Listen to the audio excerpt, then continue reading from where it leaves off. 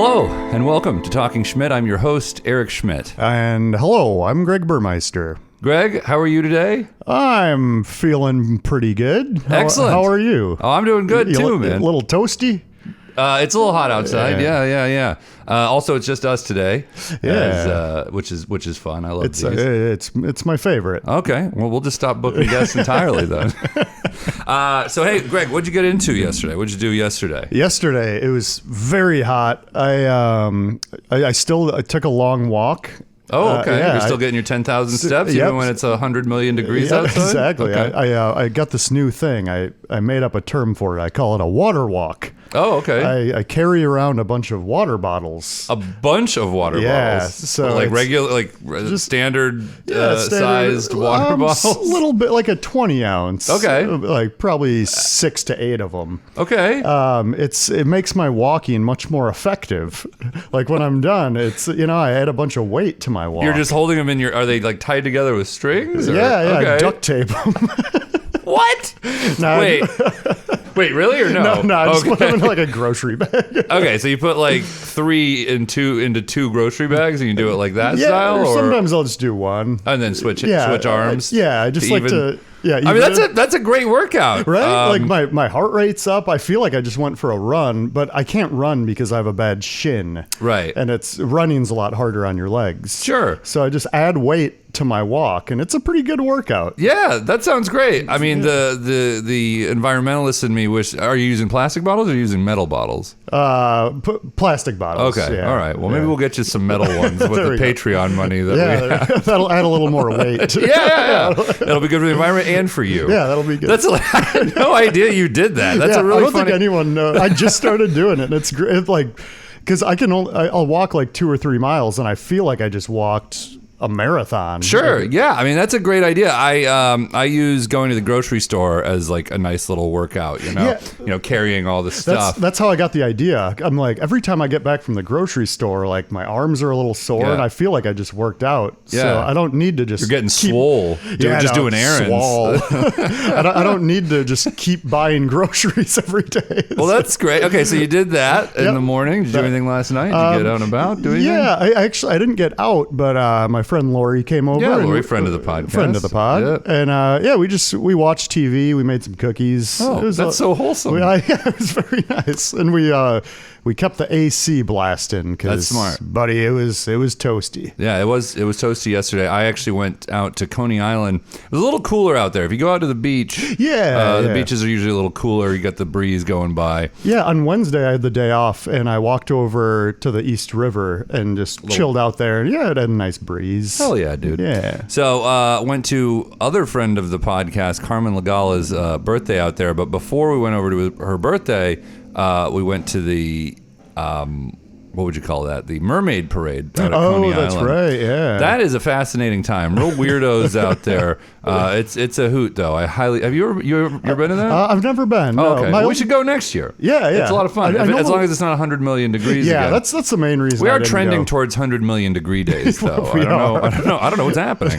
Next summer, I think we might hit 100 million. The scientists should look into what's going on. It is troubling. I mean, like you and I moved here around the same time, right? Yeah, what year? I moved here like early 2011. Okay, I was 09. Mm-hmm. And yeah, like I don't know about you if you've lived this experience as well, but like I remember it wasn't as hot.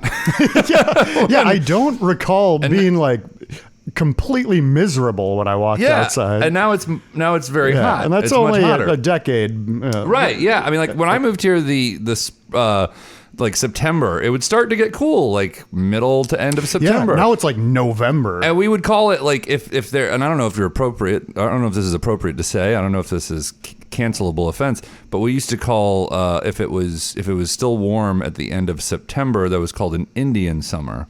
Oh, did you ever hear that I'm not phrase? familiar with that. Okay, and listen, I don't know, listeners, viewers, I don't know if I'm allowed to say that. If I'm not, let me know. Sounds like some people might get offended. I will stop saying it if you want me to stop saying it. I don't care. Yeah, it doesn't matter. I don't need to use that phrase anymore because it doesn't happen. I mean, it's just summer just lasts. It's not an Indian summer anymore. It's just going. And now it's just like 6 to 8 months. Yeah, I mean, dude, like it doesn't get cool. It doesn't like stop being summer until mid-October to Halloween. Yeah. Which, you know, people dress very scantily at Halloween now. Yes. Because it's hot. I mean, I remember when I was a kid, there was one Halloween in Minnesota. It was 1991. There was this like legendary ice storm where like it was hailing with like massive chunks of ice, and that was on Halloween. That's no way to trick or treat. No, it was Halloween was canceled that year. But these days, like it could still be hot on Halloween. Well, that's a real bummer, man. Yeah. You hate to hear that. Okay, so we went to the Mermaid Parade, and then we went and said hello to Carmen real quick, and then right as we got to Carmen's birthday, lightning started happening. Oh, so that's right. I noticed that. It came out of nowhere. So Yeah. fled the beach, went home, I made. And I love to brag. I made the best steak tacos I've ever made in my life. I went and got, and I don't know what kind of cut this is, by the way. Listeners, viewers, if you know what this is, let me know. It's called a bachelor steak, but when I Google it to try to be like, what is that? Where does that come from? The internet doesn't know. So AI is completely unhelpful on this. So, but I get a bachelor steak, and I let it sit out for an hour, get to room temp. Then I put the seasoning on, let it sit out for like 30 to 45, and then buddy, it was perfect. You know what? I'm gonna put a picture in the Patreon of the steak. Yeah, so please do. That's the kind of quality Patreon content. I'm gonna try this too. Yeah, I love God. steak tacos. Oh, dude, it was so. I ate one just a tortilla and the steak because I was like, this tastes so good, it might not need anything. Yeah, you don't want to mask the flavor of the steak No. with anything else. It was really good, but you got to have some other nutrients in there. You can't just I can't get the gout from my steak tacos. So, but fantastic stuff. Then I went and met our friend of the podcast, Johnny Policino, was bartending at the bar near me, the Dead Poet. Fantastic place, by the way. I went up there, met other friend of the podcast. It's just a parade of friends of the yesterday, podcast. It was just friends of the pod. It was a friend of the pod day. Strictly friends of the pod. It was like Woodstock for friends of the pod. So we went. I went down there and met friend of the pod Matt Clifford there. Oh, sure. And we had some drinks, and let me tell you, it was a good time. Now I knew I had to do this today. I knew I had to host a show today at Barcelona Bar. You had a busy day today. Had a busy day today, so I went home. Good boy at midnight. I was home at midnight. Wow, now, on a Saturday. Yeah. Now, listeners, viewers, I know what you're asking. You're wondering, did I go to sleep at midnight? And friends, let me tell you, I did not. I was a little inebriated, and I got on the YouTubes, and I made myself an 80s, like I called it MTV. 80s MTV is what I named this playlist. You need to send me this playlist. It had all the promos. I found like promos, like they're like, oh, I want my. It's like David Bowie being like, I want my MTV, you know, and it's like that's what plays before music videos. And man, I could not go to sleep. Like I made it and then just sat there watching. I was like, all right, after the next video, I'm gonna go to sleep. After the next video, I'm gonna go to sleep. And I just kept watching, until 2 a.m. Amazing, like an idiot. But I mean, like I sobered up. I drank some water. I feel great today. Oh, that's good. That's good. I really did it right. Yeah. You crushed it, especially in this heat. You don't want to be waking up dehydrated. That's true. I lived my best life, let me tell you. And then today, I turned on that playlist again while I was getting ready. And when was the last time you saw the music video for Michael Jackson, Bad? Oh, it's been a very long time. Okay. So I forgot, or maybe never really knew, that it's like a really long theatrical introduction to the song, kind of like the Thriller music video. Yeah, it was like a movie, big backstory. Yeah. Directed by Martin Scorsese. No way. Yeah, that video, starring Wesley Snipes as well in the video. Just totally absurd shit going on. And so the storyline is that Michael Jackson is at he's a student at a preppy prep school upstate, like everyone else was white. I mean, he was too at the time, but so they're there, and he's like this student, but I guess he comes from like a rough neighborhood in the city. So it's the end of the semester, end of winter semester. It's like snowy, and they're all getting on the train going back to the city, and I guess all the white kids got off in like a white neighborhood. Yeah. And Michael Jackson kept going, and he ended up in seeing some of his neighborhood friends who were not as some ghetto boys. Well, not as afforded the what would you call that? They didn't have the same kind of privileges that Michael Jackson had. I guess they didn't get into this school, so they were. A little rougher around the edges, these guys. So they're like, they're they're not like trying to beat him up so much. They're not like trying to be mean to him. They're just like, oh, but are you still bad? And so then he's like, oh yeah, I am. And then to prove his badness, he puts on what looks like BDSM leather daddy outfit, and then does some dancing and some singing with that high voice of his. Also, he has the nose of a 1950s pinup model, and it's just like, I feel like if I was trying to prove that I was bad, that's I would go a different route. Absolutely, yes. So I just wonder. I was watching, and I was like, was white America afraid? Like, did they think this was bad? Were we so confused back then that we were like, oh man, he's bad? It's like, no, that's what all the tough guys do. He's clearly going to an art school is what he's doing. Like, that's not, this is not intimidating at all. I would have not been frightened. Now, and then I'm like, well, maybe he means something else by bad, right? Maybe his bad is something else. Maybe he's trying to tell us that he's molesting children. I think yes. That's maybe he's like I was trying to warn you guys. I'm bad. I'm just a terrible person. I'm bad. I'm bad. Really, really bad.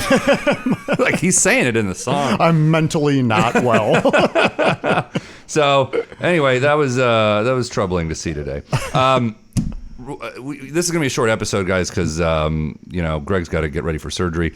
But so real quick, want to plug though, Live Snakes will be tonight at 9 p.m. Yeah, and Greg's got to go to his surgery. So next week you might just hear me. There probably won't be a video. You might just hear me giving you an update on Greg's surgery. Next week I may still be a little drugged up. Yeah, a little tender in the belly area, in the upper crotch region. Yeah, right. Yeah, I guess we should say what's happening. Greg is having inguinal hernia repair surgery. I almost said hemorrhoid. That's not what you're having worked on. He's my butt is doing well. Okay, good. Yeah. Well, that's a Greg butt update. But anyway, so yeah.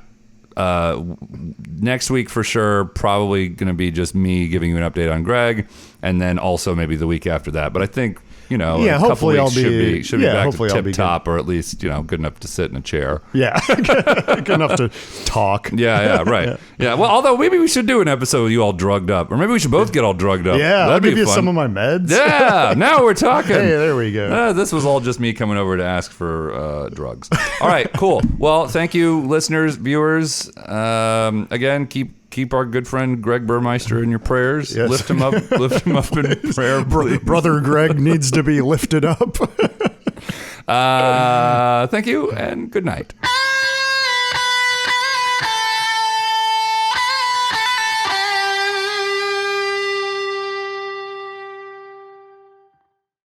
Talking Schmidt is recorded at Burmeister Studios in Astoria, Queens. Opening music is by Greg Burmeister. Closing music is by Greg Burmeister. Our intern is Jason Travis. If you like what you've heard, please like, follow, and write a review for us wherever you listen to podcasts. If you didn't like it, please keep listening to it, but keep your opinions to yourself. If you really liked it, you can find bonus episodes over on our Talking Schmidt Patreon page. Membership is just $5 per month, and it goes a long way to buy us the equipment and bourbon we need. Thanks in advance, and hope you're doing great.